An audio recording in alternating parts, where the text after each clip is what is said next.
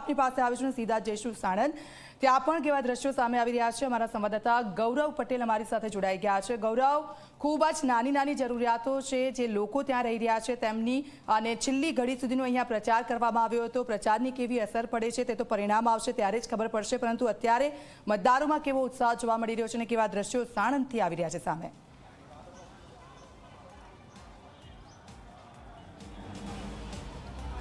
દીક્ષિતા, વાત કરીએ તો અમદાવાદ જિલ્લાની બાવળા, સાણંદ અને ધંધુકા 3 નગરપાલિકામાં સામાન્ય ચૂંટણી યોજાઈ રહી છે. ઉપરાંત કેટલીક નગરપાલિકાની, કેટલાક વોર્ડની બેઠકોની પેટા ચૂંટણી, તો જિલ્લા પંચાયતની કેટલીક બેઠકોની પેટા ચૂંટણી યોજાઈ રહી છે. હું સીધા દ્રશ્યો બતાવવા માંગીશ અમદાવાદના નજીક આવેલા સાણંદની નગરપાલિકાની ચૂંટણીની સામાન્ય ચૂંટણીના મતદાનની આ દ્રશ્યો તમે જોઈ શકો છો કે ખૂબ જ મોટી સંખ્યામાં મતદારો છે તે હાલ પોતાના મતાધિકારનો ઉપયોગ કરવા માટે પહોંચ્યા છે.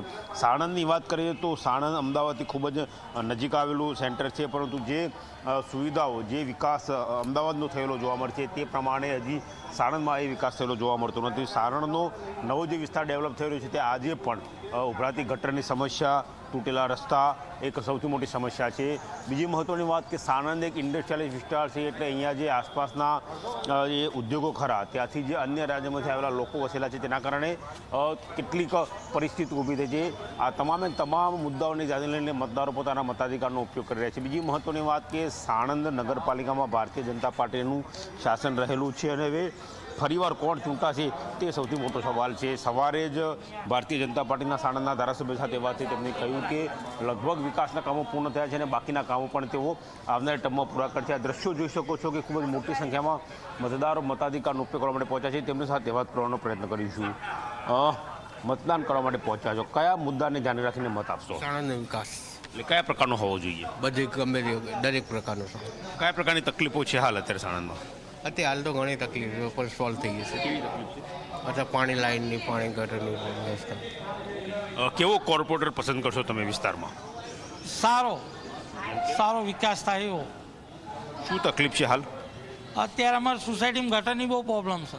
લાઈવ તમારે જોવું હોય તો જોઈ શકો છો જઈને. બરાબર, બસ. કેવો હોવો જોઈએ તમારો કોર્પોરેટર? કોર્પોરેટ આપણે એવો જોઈએ કે જે આ સાણંદ વિકાસમાં આપણે જે ગટરનો પાણી ભરાય છે, પાણીની તકલીફ પડી છે, પાણી ટાઈમસર મળતું નથી, અને પ્લસ રોડ ઉપર જે ગાયોન બાયોન બધું ફરે એના કારણે એક્સિડન્ટ બધું થાય છે, એટલે બધું વિકાસ થવો જોઈએ સારો. શું વિચાર કરીને મત આપશો આજે? કોઈ પણ પાર્ટી સારી રીતે કામ કરે એ. કેવો વિકાસ થવો જોઈએ? કોઈને તકલીફ ના પડવી જોઈએ એવો સાણંદનો વિકાસ થવો જોઈએ. કેટલીક મહિલાઓ છે તેમની સાથે વાત કરવાનો પ્રયાસ કરીશું. બેન, મતદાન કરવા માટે આવ્યા છો, શું વિચારીને મતદાન કરશો? કેવો તમારો જનપ્રતિનિધિ હોવો જોઈએ? એટલે અમારે એમ કે ગટરો નહીં બની છે પણ ચાલુ હજુ કરી નહીં એમ, એટલે બસ. કેવી તકલીફો સાણંદમાં અત્યારે? ભર રહી અમે તો આણંદમાં આ મેલડીમાં આવી રહી. કેવી તકલીફ છે સાણંદમાં અત્યારે હાલ?